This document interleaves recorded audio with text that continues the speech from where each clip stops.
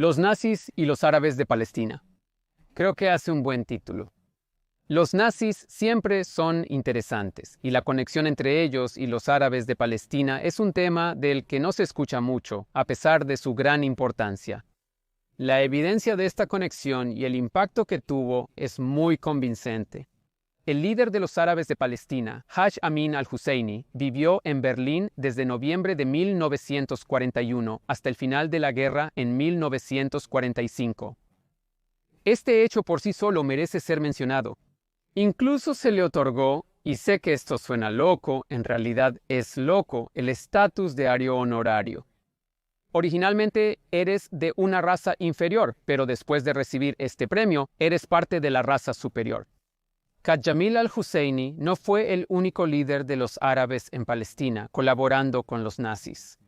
Fawzi al-Kawakji y Hassan Salame, dos líderes más, estaban allí con él, y algunos líderes árabes de Irak. Hablaré de todos. Pero comencemos desde el principio. Inicialmente a los nazis no les molestaba demasiado los árabes y los musulmanes. Hitler estaba obsesionado con dos otras razas, los judíos y los eslavos. Cuando se habla de la conexión entre Hitler y el mundo musulmán, es importante diferenciar entre cómo Hitler veía a los árabes y cómo veía al Islam. Hitler sí veía a los árabes como una raza inferior y los llamó medio monos al menos una vez.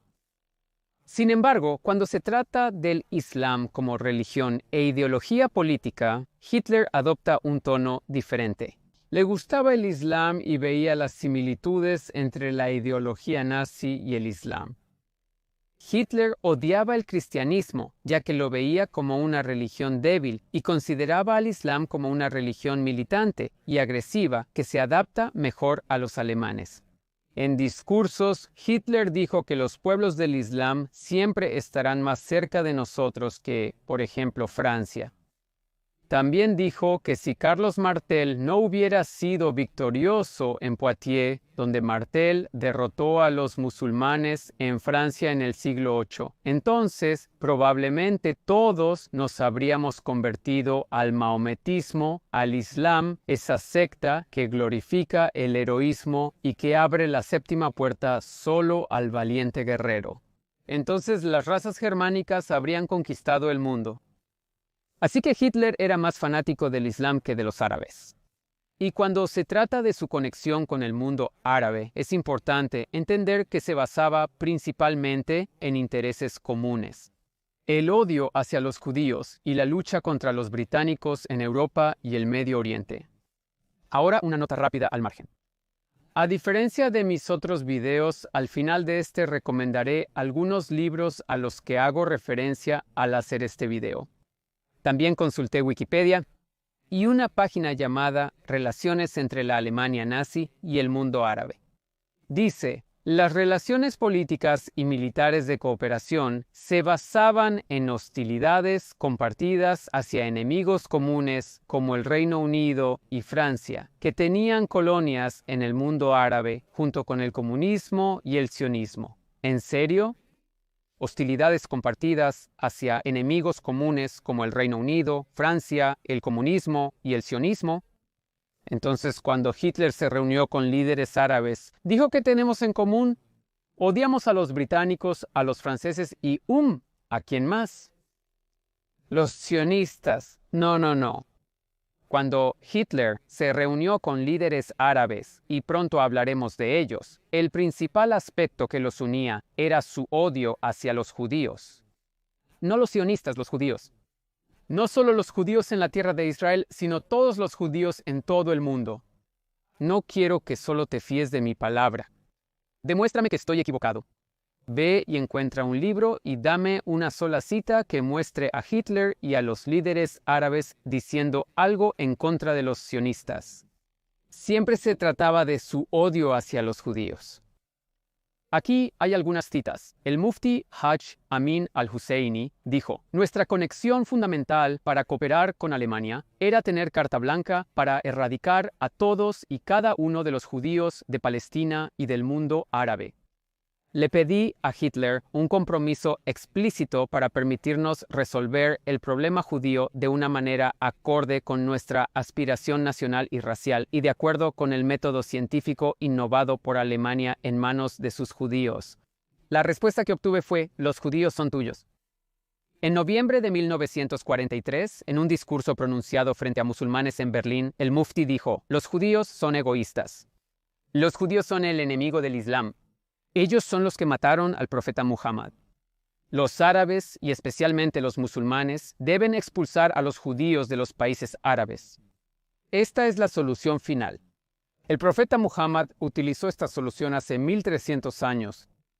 Alemania nunca dañó a los musulmanes y está luchando contra nuestros enemigos comunes, los judíos.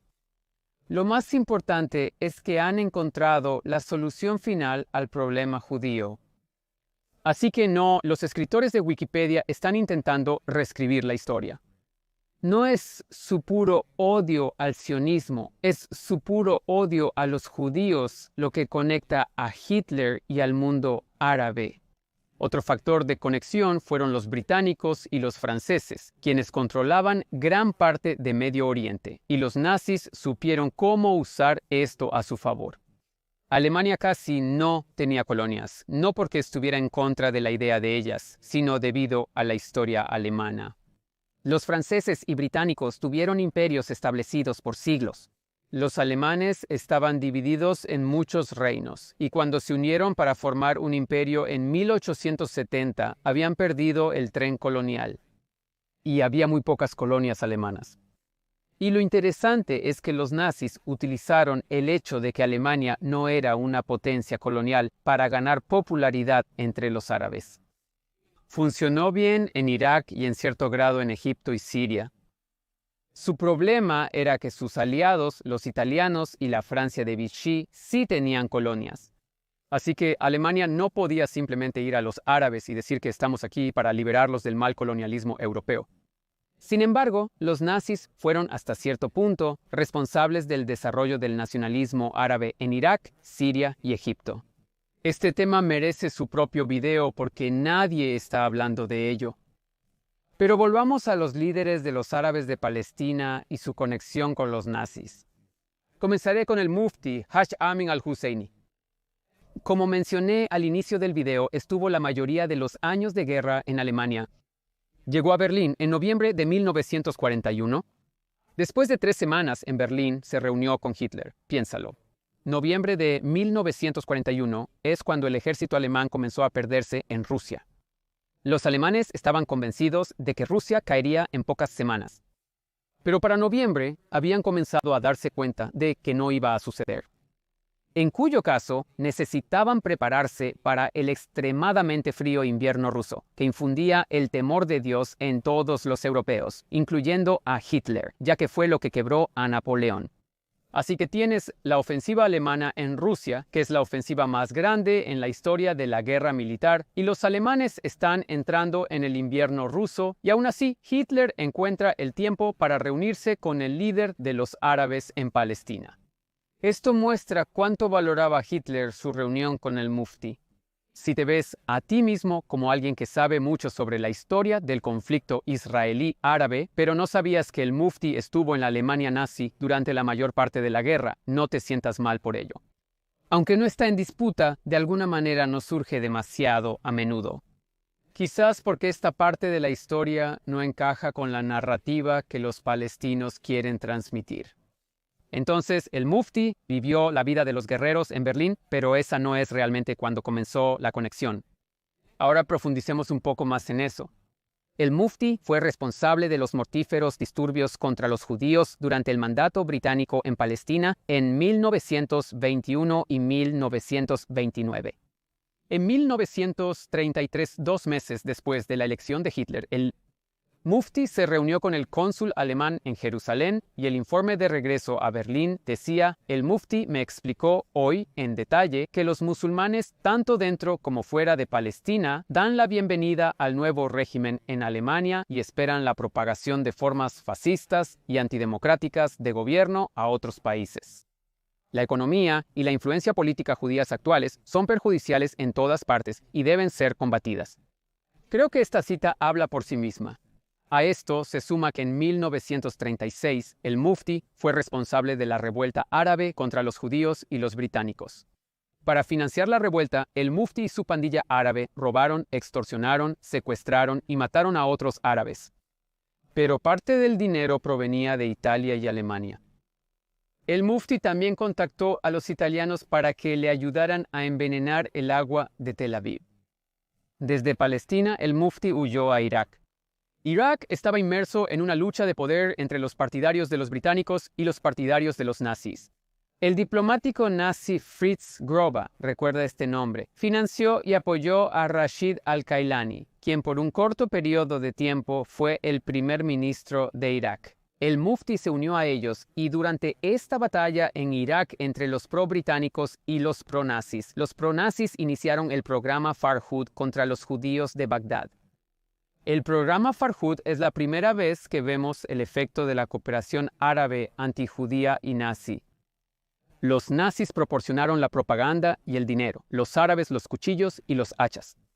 Cientos de iraquíes asaltaron las calles y asesinaron al menos a 180 judíos.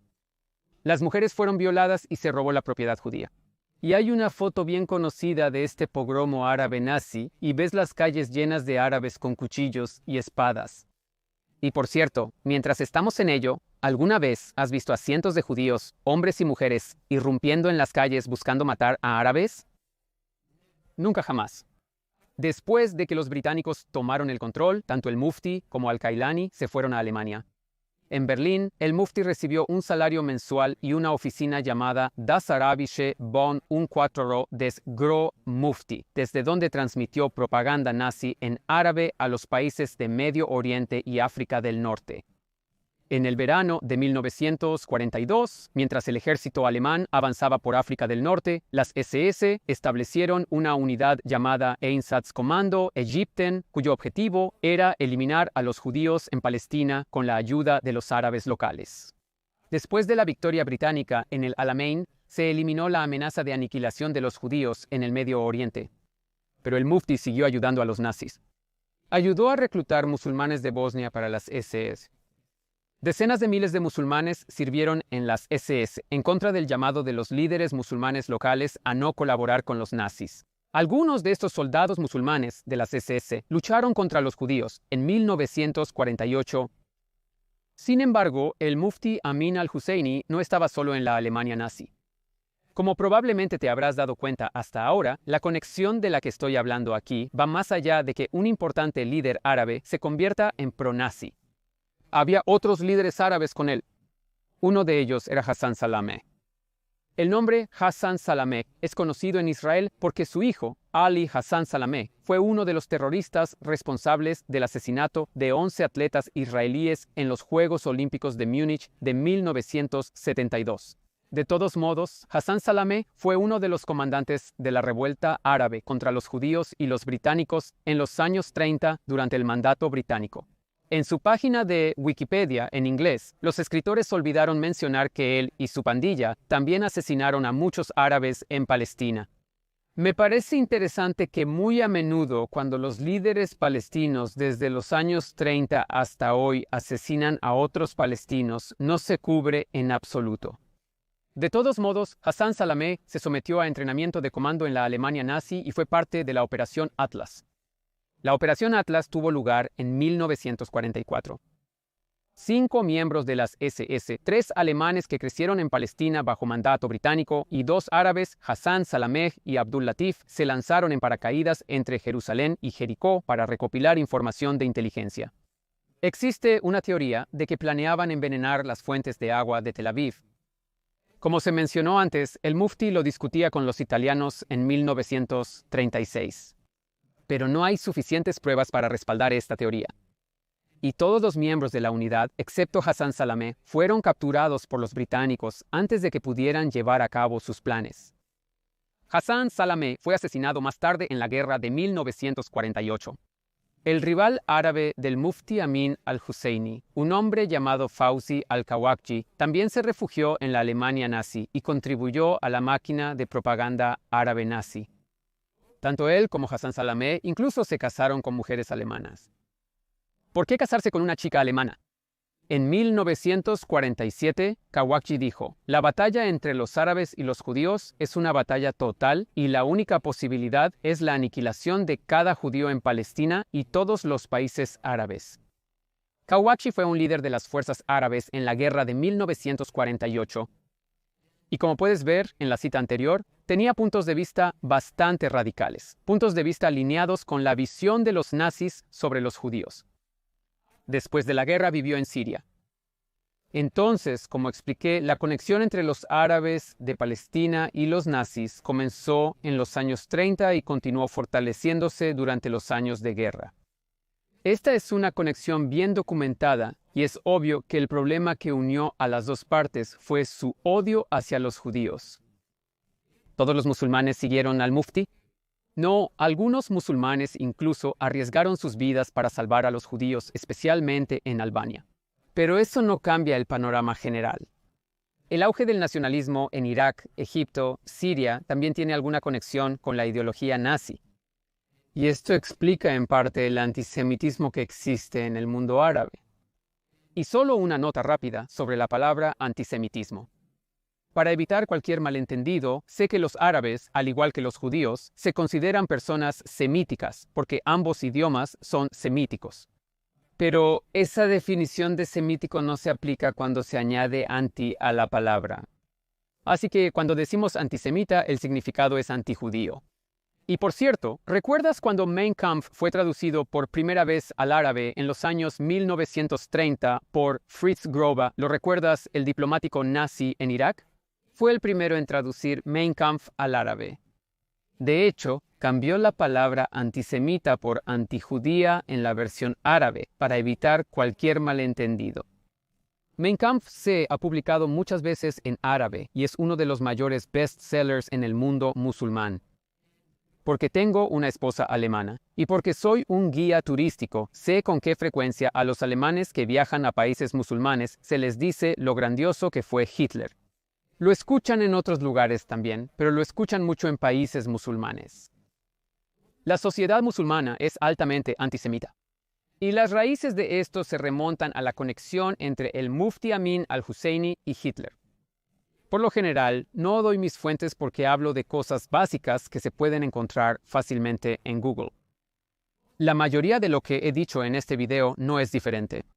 Pero como este tema podría ser totalmente nuevo para ti, aquí tienes algunas recomendaciones de libros. Algunos de los libros se pueden leer en línea. Mufti y el Führer, Ascenso y Caída de Haj Amin al-Husseini, Palestina nazi, los planes para el exterminio de los judíos en Palestina, una genealogía del mal, antisemitismo del nazismo al yihad islámico. Dejaré algunos enlaces en la descripción. Por favor, ayúdame a difundir la palabra. Estoy haciendo lo mejor que puedo, ahora es tu turno. Hay un botón de compartir abajo y puedes publicarlo en tus cuentas de plataformas sociales. Dale me gusta a este video, suscríbete y compártelo.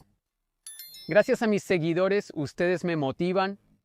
Por favor, comparte este video y nos vemos la próxima semana. Yaya, adiós.